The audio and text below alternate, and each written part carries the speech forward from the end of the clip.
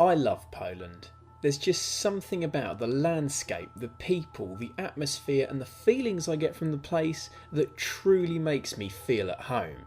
And then there's the car scene.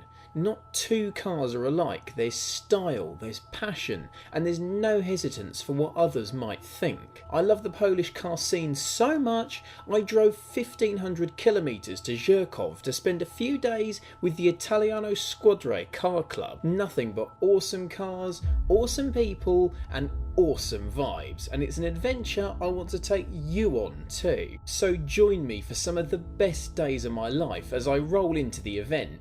And where better to start than by looking at some incredible cars.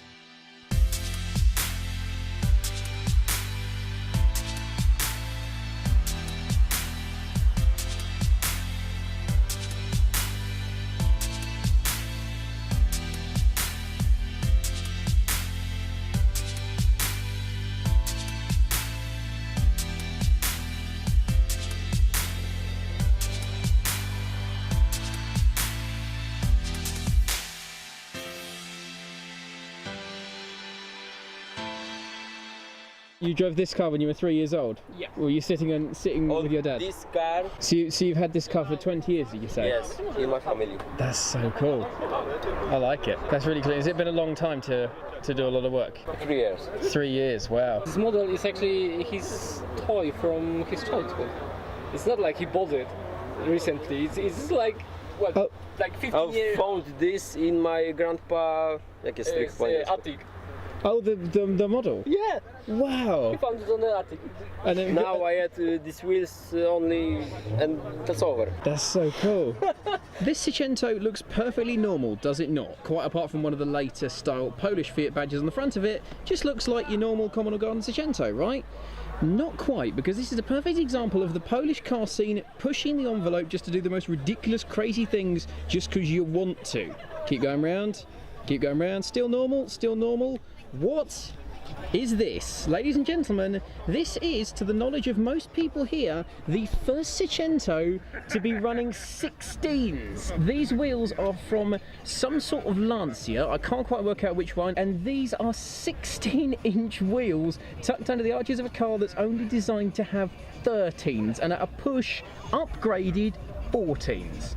This is insanity, and you want to know the best bit? This is lowered as well, so they squeezed 16 inches under these tiny little arches and went, slam it as well. This isn't air ride either, this is static. I'm not really a fan of the whole slam to the deck static stuff, but for managing to fit 16s under Cinquecento arches, you, my friend, deserve respect. In stark contrast to a highly modified car squeezing massive wheels under tiny arches, right next to it is an Uno. When was the last time you saw a Fiat Uno of any sort, in any condition and any variant?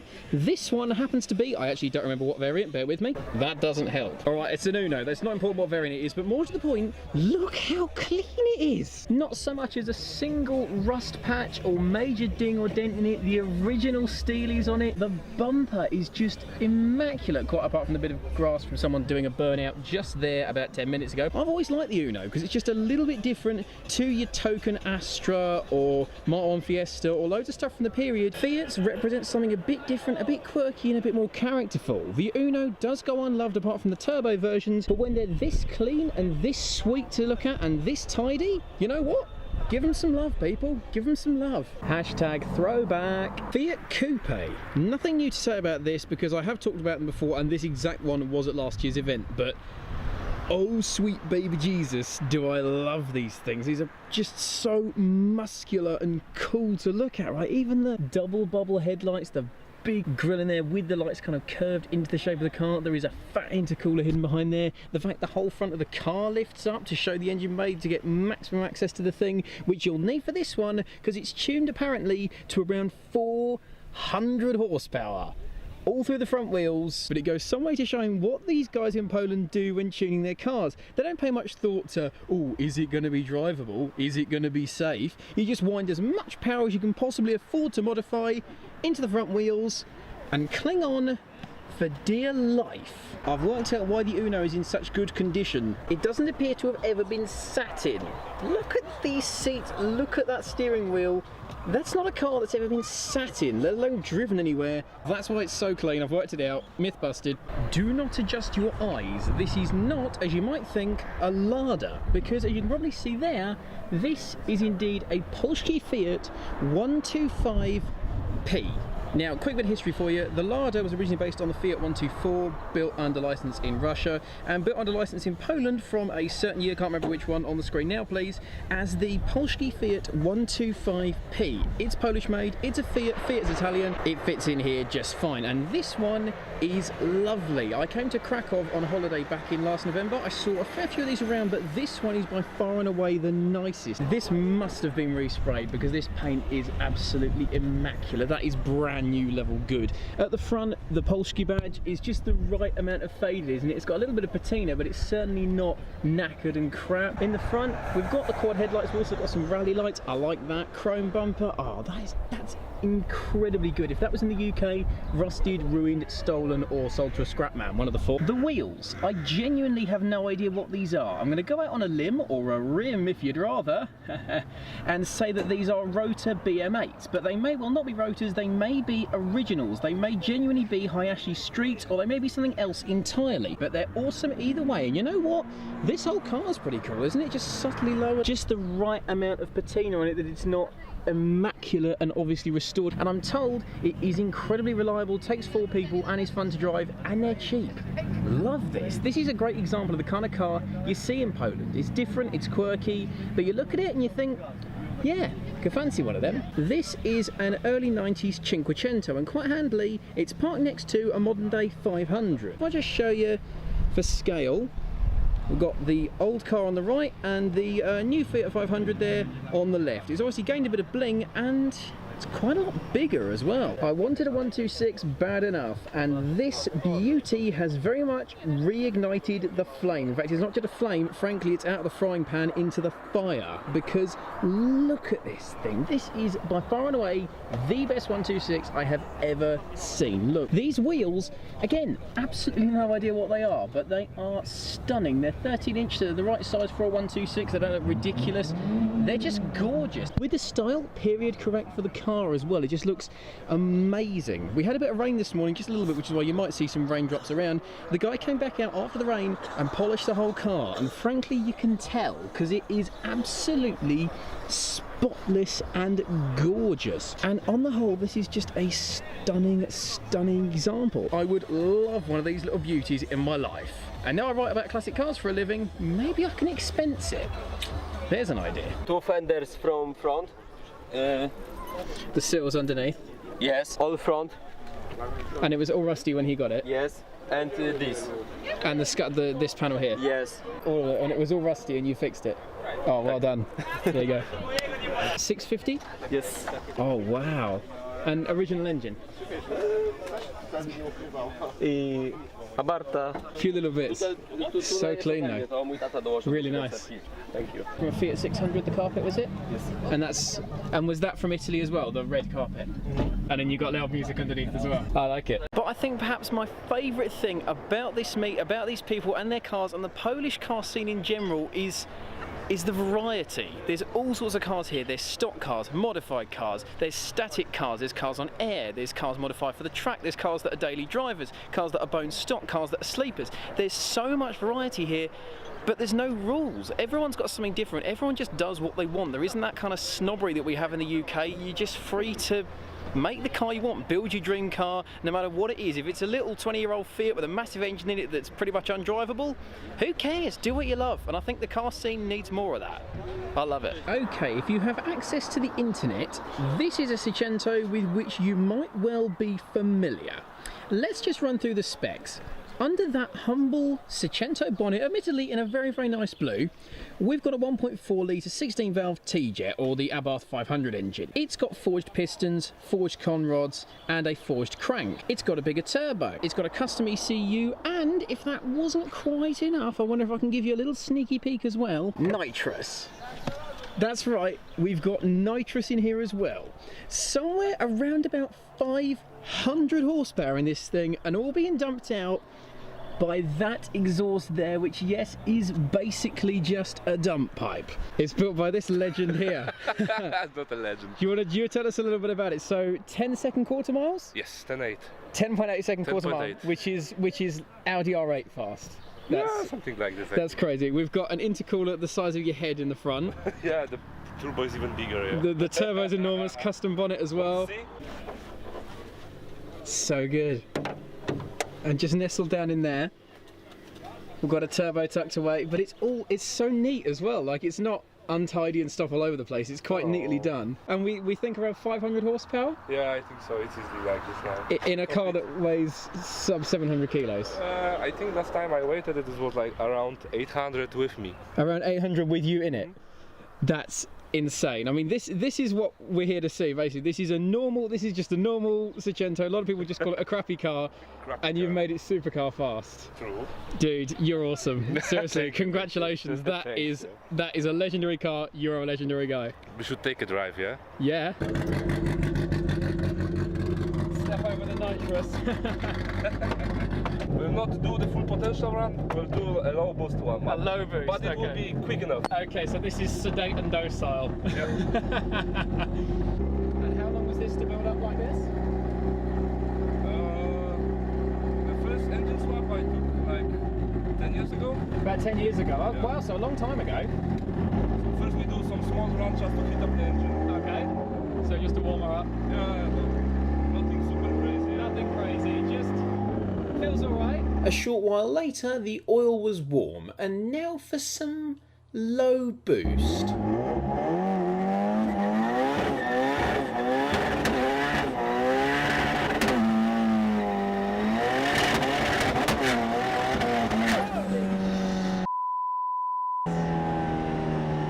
Holy crap! You are an animal. It was. I'm out of breath.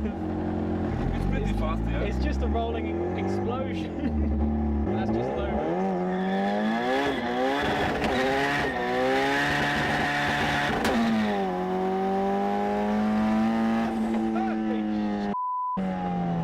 And that's low boost. That's low boost, yeah? It's like warp speed, and then when you slow down, you just catch your breath, and you're like, it's like the world just ended. And that's how we are doing it here. You're an animal. The car is not me. It's control. You're not driving the car's driving you. Yes. It's got the power on me. Crappy little Fiat, I don't think so. No problem. Fred. No problem. Legend. After that, I needed a drink, and what better than a Bloody Mary, Polish style. That means Worcester sauce, a generous helping of Tabasco, oh, and some home-brewed 60% vodka. The result is potent. Zdrowie. Zdrowie. Oh. Oh. Like it? It's okay. Very strong. Hang on, finish off. Oh. When in Poland, do as the Polish do. With that still going down, you've heard of turbo pigeon flutter, but I bet you've never heard of turbo chicken squeak.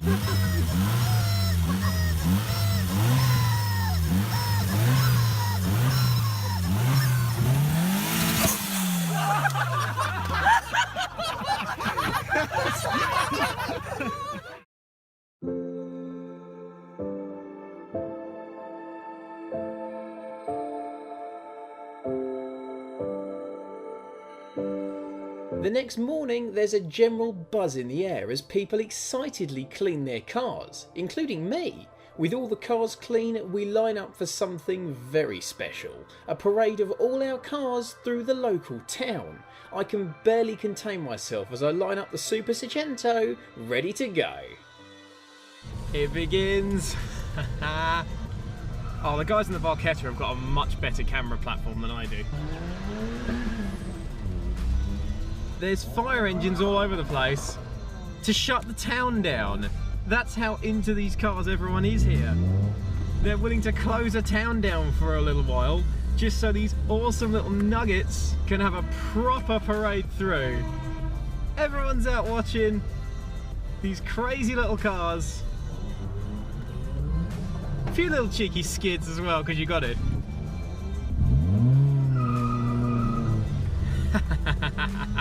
Had to do that. That's obligatory.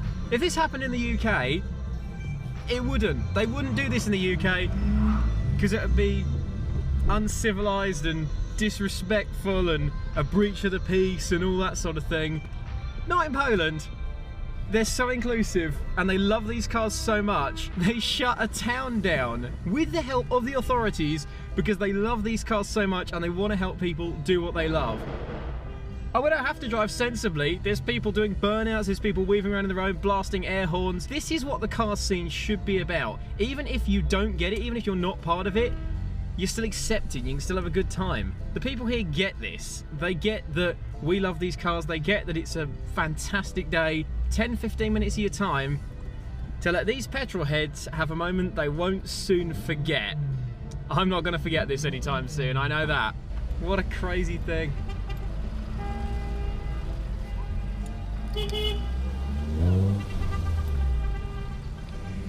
And in this company, I fit in. I'm like the only English dude here in a car which, as much as I love it and as brilliant as it is, it's not to the standard of these cars, not yet anyway. But I still fit in. I'm still having a fantastic time. The best Fiats in the world, and I'm hanging with them. This is a dream come true. Oh, God, Seb's car sounds dirty.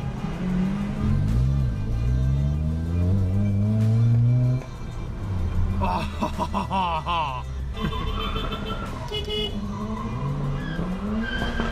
oh, tyre smoke for days. You can just see massive fat black lines gone down the road.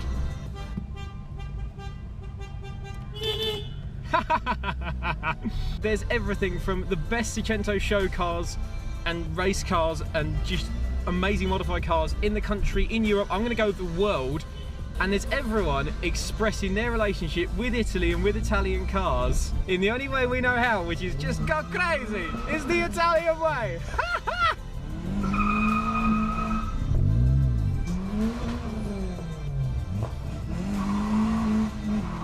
One more wouldn't hurt, would it?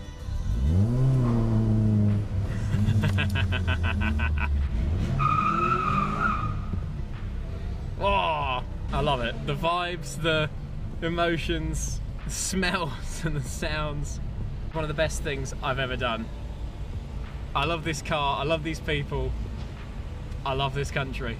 After the parade, everyone parked up and relaxed. A short while later though, something very special turned up. This is the Cosmo, a KITT car built by a guy called Tomasz over the last 11 years. Built on a space frame chassis that he designed and a mate welded up, the Cosmo has a fully custom designed and fabricated fiberglass body. It is made up of a clamshell front and rear as well as the centre section. What makes it special though is the amount of Fiat and Alfa parts used in its construction. Cinquecento steering rack and brake booster, Fiat 125P hubs, Stilo front brakes, Alfa GTV door frames, Cinquecento door handles and Cinquecento gauge cluster, complete with a custom digital screen and all mounted in a flocked Cinquecento dashboard.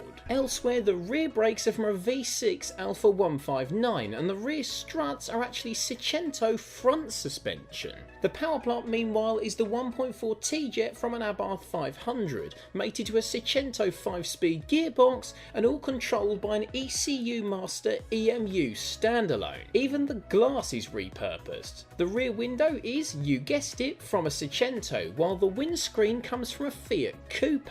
This whole car is absolutely awesome, and when combined with a sub 800 kilo curb weight, it hauls. Holy crap!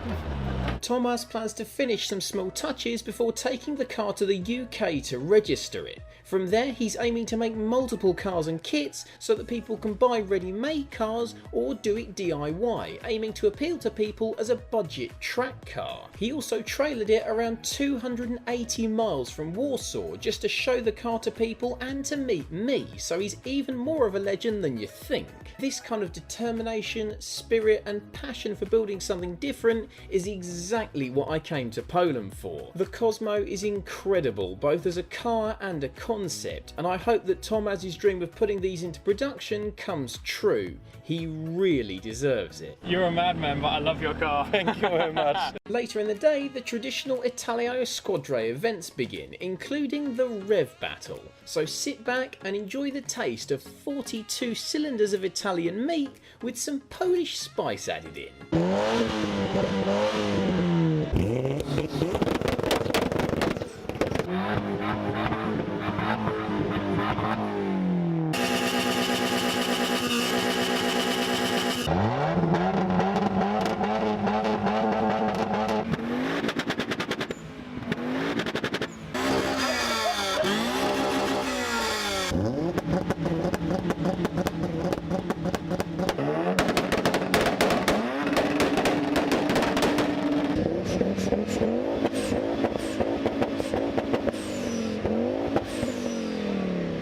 After some tuneful revs, the evening's antics went on, a highlight being watching 19 people fitting in a Cinquecento.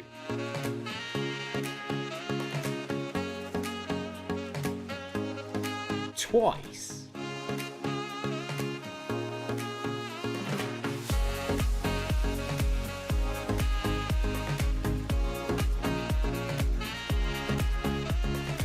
With the distinctive smell of sweat and clutch in the air, we rolled into the evening. The music gets louder and the drink gets stronger as I get lost in the moment. The Polish drinking style is as strong and as much as you can bear, but the atmosphere is wonderful. No one's throwing anything, breaking bottles or starting fights, they're just laughing, joking and enjoying an incredible vibe.